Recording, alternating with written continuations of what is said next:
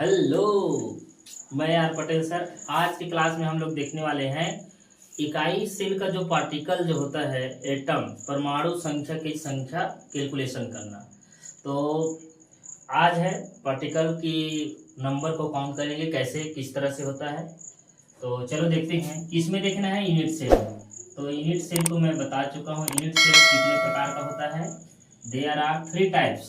पहला होता है एचसीसी, दूसरा होता है एफसीसी और तीसरा होता है बीसीसी। जनरली एसी को ज्यादा पूछा जाता है। तो ये है।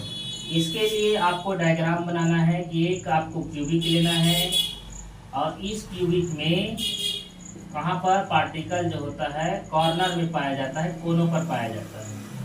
बना दिए। एफसीसी के लिए बनाएंगे। एफसीसी के लिए क्या होगा? पार्टिकल जो होता है वो कोनों के अतिरिक्त कहाँ पाया जाता है? कोनों के अतिरिक्त फलकों के केंद्र पर पाया जाता है। तो ये एक फलक हो गया तुम्हारा, दूसरा फलक, तीसरा फलक, चौथा, एक सामने वाला और एक पीछे वाला, 6 फलक। और बीसीसी के लिए क्या करना है? क्यूबिक बनाए इस तरह से।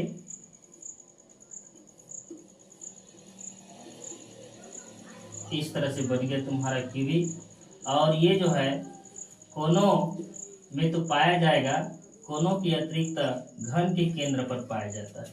तो ये पिछले क्लास में देख चुके हैं। तो इसमें होगा क्या, उसको देख रहे हैं। इसके लिए कंट्रीब्यूशन संख्या जो है याद रखना होगा, किसके लिए क्या है। तो यहाँ पर 8 जो होगा, यहाँ जेड का नंबर, परमाणु संख्या कैलकुलेट करने वाले हैं जेड। तो कितने कोने हैं? 8 कोने। कहाँ पर है? कॉर्नर पर।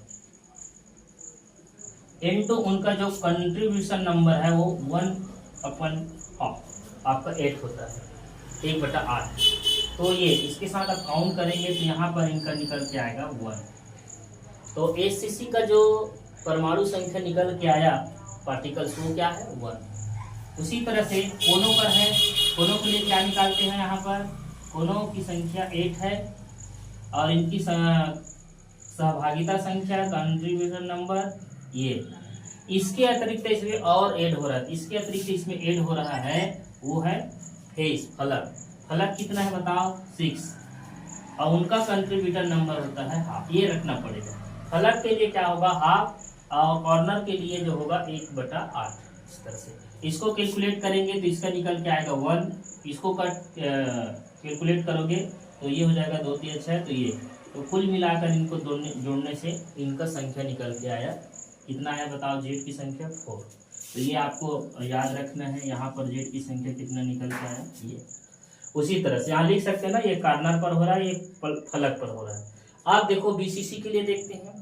बीसीसी के लिए यहाँ कैलकुलेट करेंगे तो जेड यहाँ पर क्या हो जाएगा? कॉर्नर तो है ही, कितना कॉर्नर होता है? 8। कंट्रीब्यूशन नंबर उसका कितना है? 1/8। इसके अतिरिक्त ऐड हो रहा है प्लस घन के केंद्र पर, बॉडी सेंटर पर है, उनकी संख्या 1 है और उनका कंट्रीब्यूशन नंबर होता है 1। ये याद रखेंगे। वो किसी से टच नहीं कर रहा है, इसलिए उनकी संख्या क्या है? 1। तो यहाँ पर ये देखो, इनका कैलकुलेशन करने पर 1, फिर इनका 1 और इस तरह से कैलकुलेट करने पर तो जेड का जो नंबर आया यहाँ पर 2। तो क्या क्या निकल के आया? एचसीसी के लिए क्या निकाले हो? 1। एफसीसी के लिए क्या निकाले हो? 4। और बीसीसी के लिए क्या निकाले हो? 2। तो इस तरह से आपको इनकी संख्या को आपको याद रखना है। ये बहुत सारे एग्जाम में पूछा जाता है। तो आज एक सिंपल 2-3 मिनट का वीडियो लेकर आया हूँ, जो ज़्यादा तो इम्पोर्टेंट नहीं बोल सकते, सरल होता है, इनको आसानी से समझा जा सकता है, पढ़ा जा सकता है। तो जो नए जैसे बच्चे हैं जिनको डाउट है तो याद रखना है, यहाँ पर ये जो कंट्रीब्यूशन नंबर बताया, सहभागिता नंबर, इस पार्टिकल के लिए मान लो ये पार्टिकल है, इनकी सहभागिता और किसके साथ कितना हो सकता है तो वो है।